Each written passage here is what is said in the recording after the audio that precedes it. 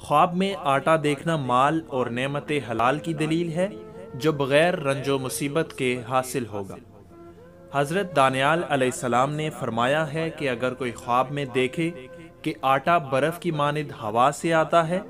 تو دلیل ہے کہ خواب دیکھنے والے کو اسی قدر اس جگہ سے مال اور نعمت حاصل ہوگی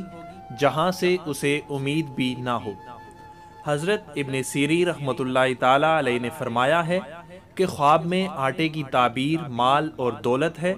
جو تجارت سے حاصل ہوگی اور بہت فائدہ ہوگا، جو کہ آٹے کی تعبیر دین ہے اور باجرے کا آٹا تھوڑے مال پر دلیل ہے۔ حضرت جابر مغربی رحمۃ اللہ تعالی علیہ نے فرمایا ہے کہ خواب میں خود کو آٹا بیچتے ہوئے دیکھنا اپنے دین کو دنیا کے بدلے فروخت کرنے کی دلیل ہے، اور اللہ ہی بہتر کو خوب جانتا ہے۔